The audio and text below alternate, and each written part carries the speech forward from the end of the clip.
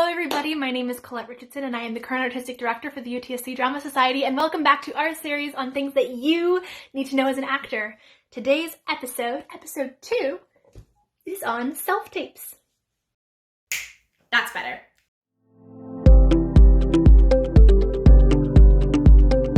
Now, the first key to a good self-tape is making sure you have a good lighting. It's really hard for a team to see you if your face is not well lit in your video, and that could hurt your chances of getting cast. So, in order to have good lighting, the first thing that you want to make sure of is that your main light source is out in front of you. This doesn't have to be any kind of fancy equipment. This could be a desk lamp. This could be a window. The key thing here is that you have light coming straight in front of you onto your face. This is going to make sure that you've got a nice, well-lit look in your tape. If you're able to, you can also put a secondary light off to one side on a diagonal and the other side straight this way, which will allow you to have a sort of 3-point lighting system. But even just one clear light coming straight forward is super helpful.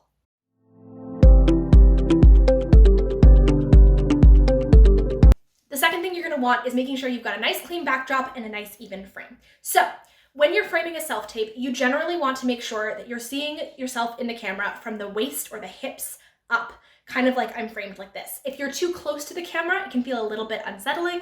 If you're too far away, we can't really see what you're doing with your face. You also want to make sure that you're working in landscape. Portrait gives us a lot more of the body and a lot less of the face. Generally for self-tapes, we like to look at things in a landscape format. For the background, you're going to want to make sure that you're working on a nice clean background. Any kind of picture frame, window, light switch that might be behind you is going to be distracting for the team. So you want to find a backdrop that is clear, that's got nothing on it, and is one solid color if you can. If you don't have a plain wall in your house that doesn't have anything on it that's one solid color, my recommendation would be to either hang some kind of a bed sheet. You can hang it over a door if you have enough space over a door. You can hang it over a closet. You can sort of put together, tack it to the wall. There's lots of things you can do to sort of get yourself that nice clear background, but you want to make sure that at least for the length of space of your arms, you've got a nice clean background to work with.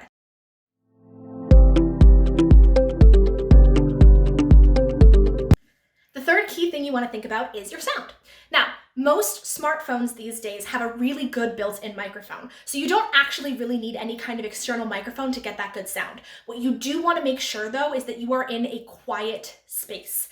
Any kind of noise coming from other people in the house, if there's the air conditioning on, the washing machine on, the microwave going, anything like that can make it harder to hear what you have to say and harder for the team to really get a sense of how you work. So make sure that you're in a space that's going to be quiet. If you're in your house and your whole family's around and they're always doing stuff, my best recommendation is to put pillows or blankets against the wall of your bedroom and any external walls in your room to add a little bit of sound insulation. It's remarkable how much putting a pillow against the wall can do to dampen the sound so you have a nice quiet space.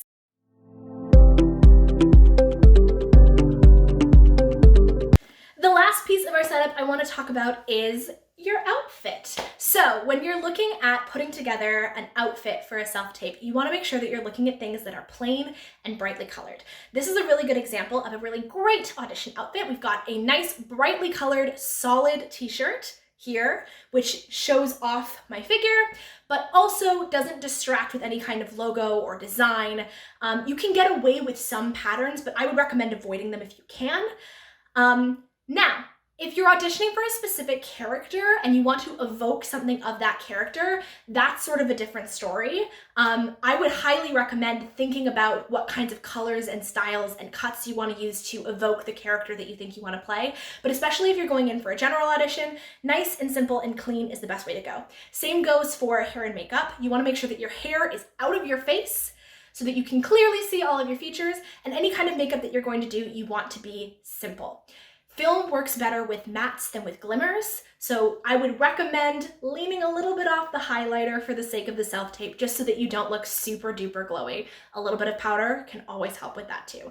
Same thing goes for nails. Make sure that you have nice basic nail polish on. If you're gonna have nail polish on or nothing, brightly colored nails can also be really distracting. Generally speaking, for auditions, we want to keep it plain, we want to keep it simple, and we want to keep it all about you.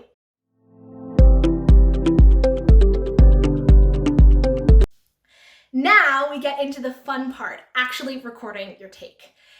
Recording self-tapes can be a really challenging thing. I know, trust me, I've been doing a lot of them recently. So here are a couple of my key tips to help you out.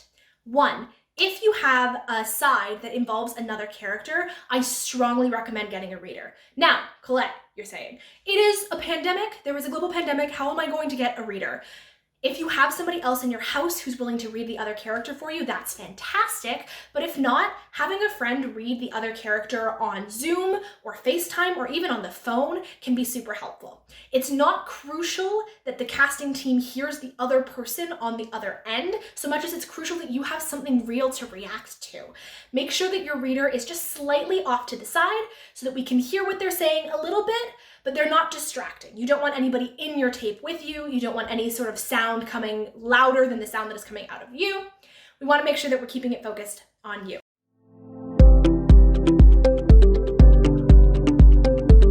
The first thing you want to get is a good slate. Now, a slate just introduces yourself to the casting team as yourself.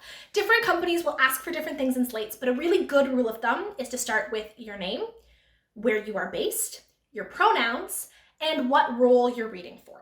Look something like this. Hello, my name is Colette Richardson. I'm based in Scarborough, Ontario. I use she, her pronouns, and I will be auditioning for the role of Sally. Key thing to remember about slates, just be yourself. Don't try and do any kind of awkward, shticky thing. It's just a moment for the casting director to get to know you as yourself. Stand up tall, stand up proud, don't phrase anything as a question, and be confident and friendly.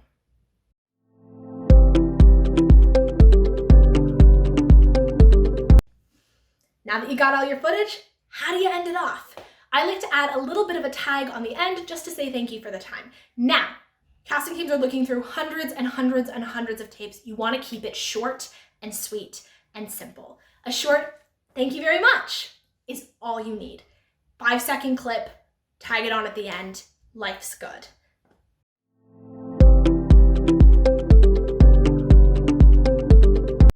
The most difficult thing about self-tapes is the feeling of wanting to take them over and over and over again. My best recommendation for doing this is just to leave the camera rolling. Don't let yourself judge yourself too early in a take. You never know where a moment is going to go, and just like live theater, sometimes it doesn't work out. Take every single take all the way through to the end unless you've completely forgotten the line or missed a moment or made a really big, obvious, glaring mistake. You might actually find that the moment that you thought was not right is actually something that's really interesting and could be a cool choice to send over. I would recommend taking a couple of takes, but don't overdo it. 2 or 3 takes is fine, and then cut yourself off. The moment you start to overthink is the moment that your work becomes more about trying to please the team than about telling the story, and that doesn't help anybody.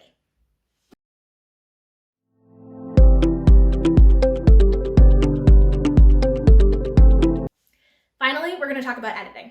Any simple video editing software will do you just fine. You want to make sure that you start with a title card that has your name, your contact information, and the role you're auditioning for. Then you're going to transition nicely into your slate. Make sure you're not using any kind of complicated transitions. A simple fade in, fade out will do you just fine. Go through all of your material, go through your little thank you very much at the end, and then fade out again on a title card with your name, your contact information, and your headshot. And that's it. Hopefully that was helpful, and I'm looking forward to seeing you guys soon. If you'd like to see more content like this, make sure to check out the links in our descriptions to follow us on social media for all news and updates. Until next time, bye friends.